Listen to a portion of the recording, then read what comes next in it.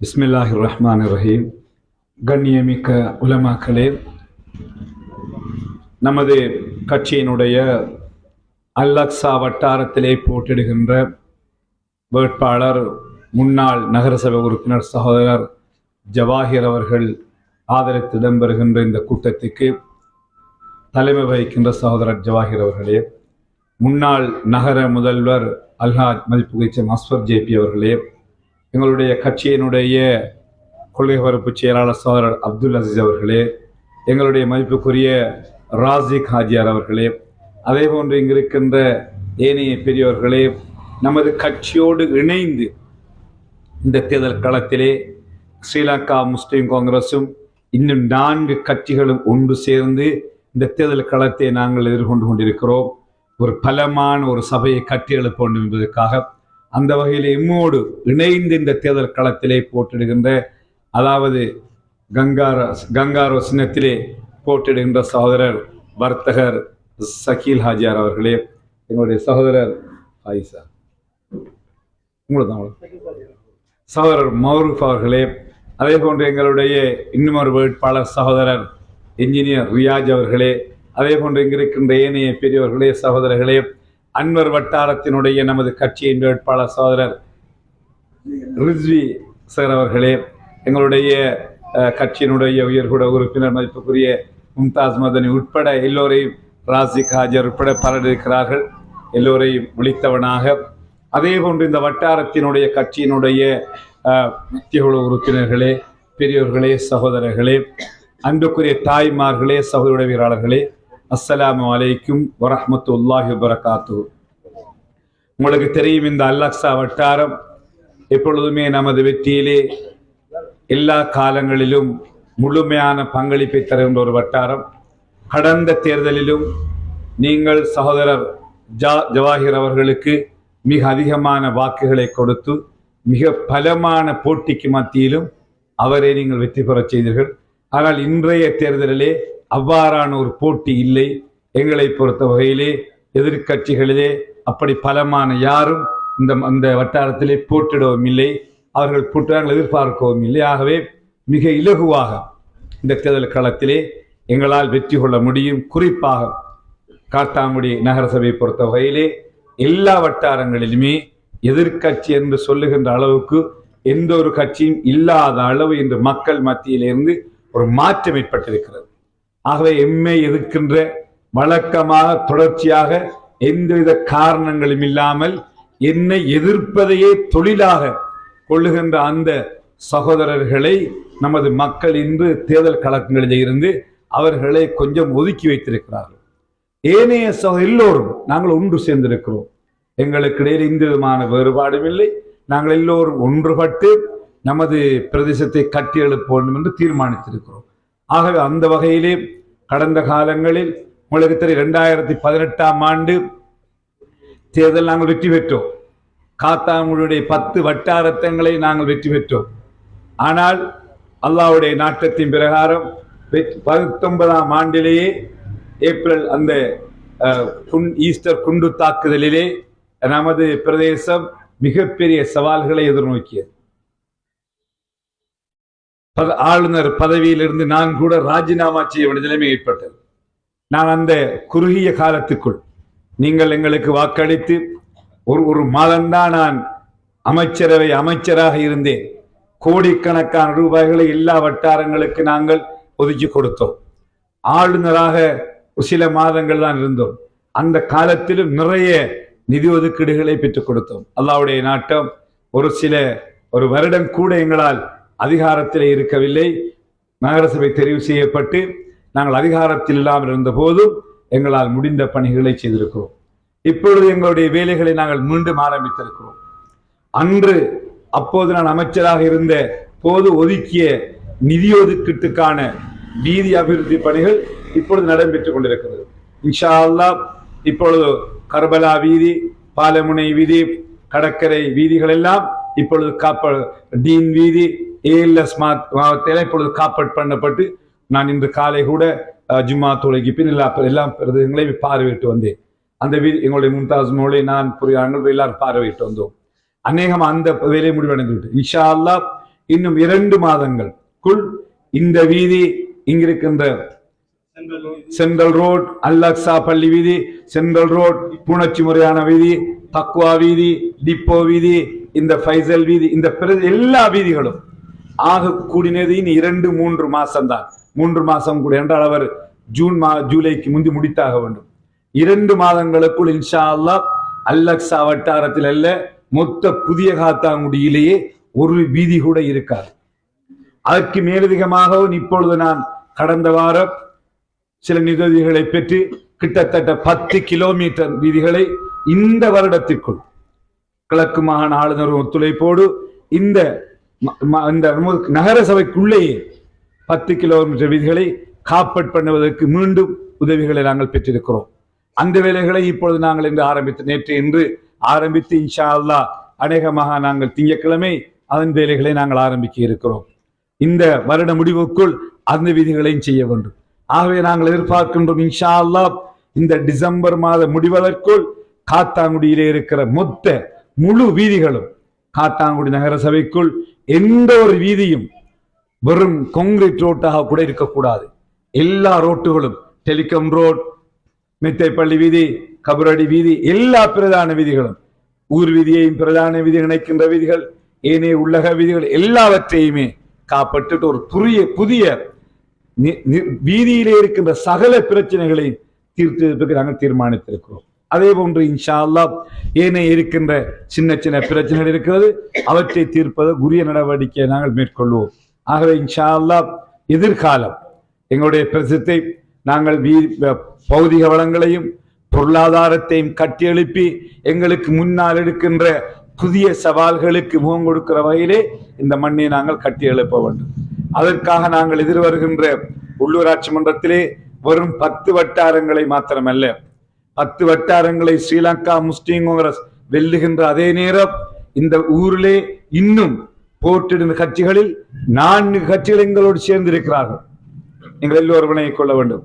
இந்த காத்தாங்குடியிலே போட்டியிடுகிற கட்சிகளில் முஸ்லிம் காங்கிரஸ் எங்களுடைய கட்சி இன்ஷா அல்லாஹ் நாங்கள் 10 வட்டாரத்தையும் அல்லாஹ்வின் உதவியோடு எந்த ஒரு பிரச்சனையும் இல்லாமல் மிக இலகுவாக எங்களை எதிர்ப்பதற்கு ஒரு வேட்பாளர் கூட வட்டாரத்திலே கிடையாது. எந்த ஒரு வட்டாரத்திலேயும் ஒரு பலமான ஒரு 300-400 ஓட்டு எடுக்கிற ஒரு வேட்பாளரை கூட நாங்கள் காணவில்லை. அல்ஹம்துலில்லாஹ். அந்த அளவு மாஷா அல்லாஹ் நாங்கள் மிகவும் உறுதியாகவும் பலமாகவும் இருக்கிறோம். ஆகவே இந்த 10 வட்டாரங்களை வெல்லுகிற அதே நேரம் இந்த ஊரிலே போட்டிடு 4 கட்சிகளும் எங்களோடு சேர்ந்திருக்கிறார்கள். 4 கட்சிகள் பந்து சின்னத்திலே போட்டிடுகிறவர்கள், தாயக்கட்ட சின்னத்திலே போட்டிடுகிறவர்கள், கங்காரோ என்கின்ற அந்த புதிய ஒரு மிருக சின்னத்திலே போட்டிடுகிறவர்கள், அதே போன்று தராசு சின்னத்திலே போட்டிடுகின்ற 4 கட்சிகள் எங்களோடு இணைந்து போட்டிடுகிறார்கள். அவர்களும் எங்களுடைய கட்சிகள் தான். நாங்கள் எல்லோரும் ஒன்று சேர்ந்து இப்பொழுது போட்டிடுகிறோம். ஆக அவர்களும் இன்ஷா அல்லாஹ் ஒரு 6 ஆசனங்களை எடுப்பார்கள். ஆகவே 10 மாறும் 16 ஆசனங்களை பெற்று ஒரு மிக பலமான இலங்கையிலேயே எந்த ஒரு சபையிலும் இல்லாத, இலங்கையின் வரலாற்றிலே எந்த ஒரு சபையும் பெறாத மிக பலமானதொரு நிர்வாகத்தை நாங்கள் உருவாக்கி இருக்கிறோம். இன்ஷா அல்லாஹ் அதனை உருவாக்கி நாங்கள் பிரிவாக பிரித்து, ஏனென்றால் நமது ஊரின் முன்னேற வேண்டும். கடந்த 3-4 நாட்கள் இந்த புது வருஷத்திலே நீங்கள் பார்த்திருப்பீர்கள், ஆயிரக்கணக்கான மக்கள் நமது ஊருக்கு வந்தார்கள். அப்படித்தானே? மௌரூப் ஹாஜியார், ராசிக் ஹாஜியார் எல்லாரும் வந்திருக்காங்க. ஆனா நம்முடைய ஊர்ல சாப்பாடு இல்லை, 9 மணி பிறகு சரியான டாய்லெட் வசதி இல்லை, தங்குறதுக்கு இட வசதி இல்லை, வாகனம் போட வசதி இல்லை, இப்படி நிறைய முறைப்பாடுகள். அப்படியா இல்லையா? என்னிடத்திலே பலர் சொன்னார்கள், நான் காத்தாங்குடிக்கு வந்தேன் சார், சாப்பாடு வைக்குமெண்டு 8:30 மணிக்கு போனா ஹோட்டல்ல சாப்பாடு இல்லை, 9 மணி பிறகு அப்படி இருக்கலாமா? ஆஹா ஜெப்ஷாலுங்காஜி இருக்கலாமா? இருக்கலாது. டெய்லர் இருக்கலாது. அப்ப நாம் எல்லாத்தையும் மாத்தணுமா இல்லையா? ஊருக்கு எத்தனை லட்சம் பேர் வந்தாலும் சரி, என்ன செய்யணும்? அவங்களுக்கு சாப்பாடு கொடுக்கணும், வசதிகள் இருக்கணும், வீட்டு வசதிகள் இருக்கணும், வாகனம் பார்க் பண்ற வசதி இருக்கணும், ஊரெல்லாம் அழகா இருக்கக்கூடாது. இப்படி எல்லாம் நிறைய பார்த்தீங்களா? இப்படி கிடக்கலாமா? ஊரு இருக்கலாது. மொத்த ஊரையுமே நாம மாத்தணும், இடோபகலாக மாத்தணும். அதுக்காகத்தான் இந்த 16 பேரை சபைக்கு எடுக்கிறது. 10 பேர் காணா இந்த வேலையை பார்க்கறது. இந்த வேலையை பார்க்க 10 பேர் காணா. பொறியியலாளர்கள், வர்த்தக பிரமுகர்கள், அனுபவம் உள்ளவர்கள், எல்லா துறைகளிலும் முன்னேற்றம் உள்ள இன்னும் சிலரையும் சேர்த்து 16 பேர் கொண்ட ஒரு கூட்டம் தான் சொல்லணும். மண்ணை கட்டி எழுப்பணுங்கிறதுக்காகத்தான் அப்படி நாங்கள் இந்த தேர்தலில் வந்திருக்கோம். ஆகவே இன்ஷா அல்லாஹ் எல்லாரும் நம்ம ஊர்ல எல்லாரும் ஒன்றுபடணும். ஒரு ஓட்டை கூட நாங்கள் வீணாக்கி விடக்கூடாது. யாராவது தோத்து போறார்களுக்கு எந்த பிரயோஜனமும் இல்லை. எங்களுக்கு அவருக்கு நாங்கள் வாக்களிக்க கூடாது சகோதரர்களே. எந்த பிரயோஜனமும் இல்லை. நாம் அளிக்கிற ஒரு ஓட்டு ஒரு நன்மை பயக்கணும். ஒரு வாக்கு, அந்த வாக்கு நன்மை பயக்கணும். எதிர்காலத்தில் மொத்த முழு ஊரும் எல்லா கட்சி வேறுபாடுகள் இப்ப நாங்க மட்டுமில்லை, முஸ்லிம் காங்கிரஸோட கட்சி எல்லாம் மறந்து எல்லாத்தையும் மறந்து வேறு பல கட்சிக்காராக சேர்ந்திருக்காங்க. நம்மளோட 4 கட்சிக்காராக சேர்ந்து நம்மளோட வந்திருக்காங்க இந்த தேர்தலில். ஏனென்ற அந்த ஊரை முன்னேற்றணும். இப்படி நாம் எழுத்து ஒவ்வொரு நாள் கூட போகக்கூடாது. அந்த தீர்மானத்தை எல்லாரும் எடுக்கணும், முழு ஊரும் எடுக்கணும். அல்ஹம்துலில்லாஹ் கடந்த காலங்கள் எங்களுக்குள்ள பிளவு இருந்துச்சு. அந்த பிளவுகளை மறக்கணும், கட்சி பேதங்களை மறக்கணும், எல்லாத்தையும் மறக்கணும். இப்ப நமக்கு இன்னும் இன்ஷா அல்லாஹ் அல்ஹம்துலில்லாஹ் இந்த பாராளுமன்றம் இன்னும் 5 வருடத்துக்கு நம்மகிட்ட அதிகாரம் இருக்கும். நம்மதான் 5 அதிகாரம் செலுத்துற, வேற ஒருத்தரும் செலுத்த இயலாது. அதுல ரொம்ப தெளிவா இருக்கணும். மட்டக்களவு அதிகாரம் யார்கிட்ட இருக்குது? எங்கள்கிட்ட இருக்கு. மாஷா அல்லாஹ். இங்க ஜனாதிபதிக்கு ஒன்றும் செய்யலாது, வேற ஆளுநருக்கு ஒன்றும் செய்யலாது. இந்த மாகாணத்தில் அதிகாரமா, மத்திய அரசாங்கத்து அதிகாரமா, ஊர் அதிகாரமா, அல்ஹம்துலில்லாஹ் மாஷா அல்லாஹ்.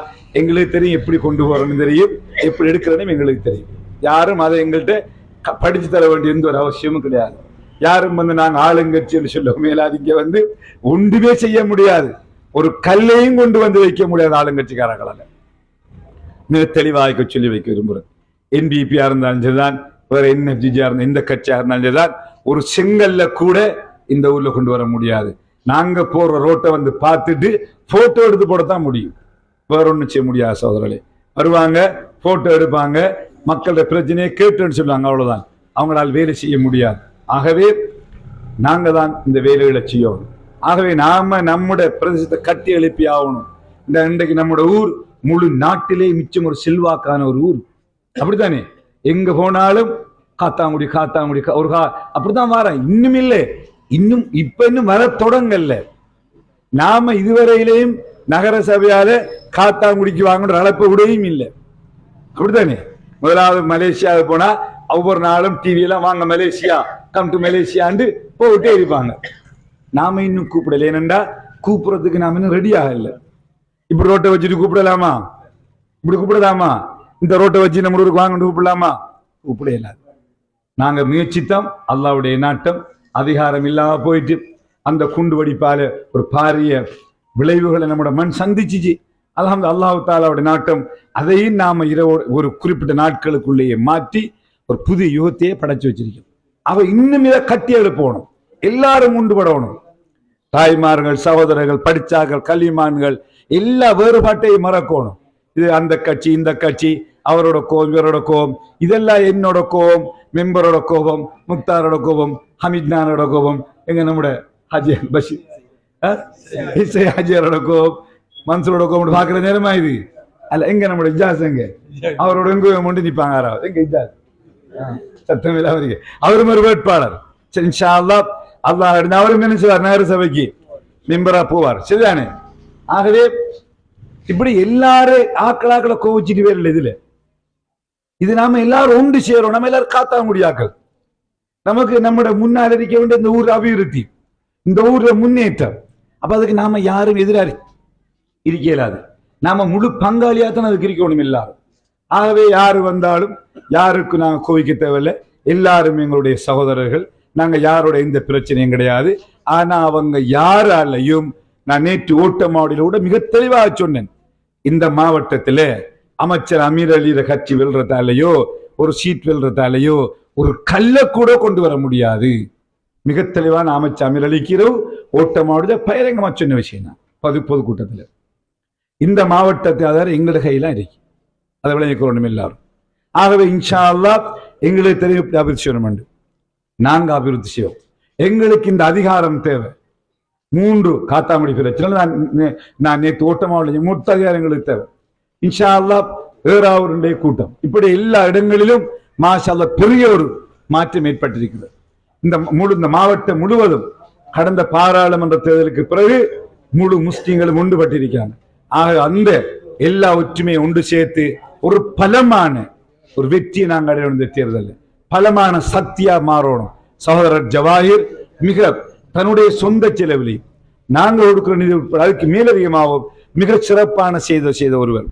இந்த அல்-அக்ஸா வட்டாரத்தில் மிகச் சிறப்பாக செய்வது இன்னொரு பிரச்சனை வீடுகளுக்கு போய் மக்களை சந்தித்து மக்களோட மக்களாக சாதாரண ஒரு வறிய ஒரு நிலையில எல்லாரோடையும் பழகி மிகச் சிறப்பான பணி செய்த ஒருவர். ஜனாசா அமைப்பை வைத்துக் கொண்டு இரவு பகலாக எங்கு ஜனாசா விழுந்தாலும் சரிதான் ஓடிப்ப அந்த ஜனாசாவுக்கு வேலை செய்கிற ஒரு சகோதரர். நல்ல ஒரு பண்பான பக்குவமான அதுவும் தலைமைத்துவத்துக்கு எங்களுக்கு விசுவாசமான எப்பொழுதுமே எங்களுக்கு விசுவாசமான நான் மிகவும் நேசிக்கின்ற ஒரு உறுப்பினர் அவர் அல்-அக்ஸா ஜவாஹிர் மெம்பர். ஆகவே மிக அருகாமையில் இருந்து கொண்டு ஒரு வேலை செய்கிற ஒரு சகோதரர். அப்படி நல்ல ஒரு வேட்பாளர் நாங்கள் உங்களுக்கு தங்களோட தந்திருக்கோம். ஆகவே இன்ஷா அல்லாஹ் அவருடைய வெற்றியை நீங்கள் எல்லோரும் முழுமையாக உறுதி செய்யணும். நீங்க மரத்துக்கு வாக்களிக்கணும். மரச்சின்னத்தினுடைய வெற்றியை உறுதிப்படுத்தணும். இந்த 10 வட்டாரங்களையும் இன்ஷா அல்லாஹ் கடந்த காலங்களை விடவும் நாங்க எதிர்காலத்தில் 10 வட்டாரங்களையும் வென்று மேலதிகமா எங்களோடு சேர்ந்து போட்டியிடுற அந்த தோழமை கட்சிகளும் அவங்களும் 6 பேரும் வெற்றி பெறணும். அதுதான் எங்களுடைய இலட்சியம். ஆகவே நீங்கள் எல்லோரும் உங்களோட பூரண ஒத்துழைப்பை நீங்க எங்களுக்கு தரணும்.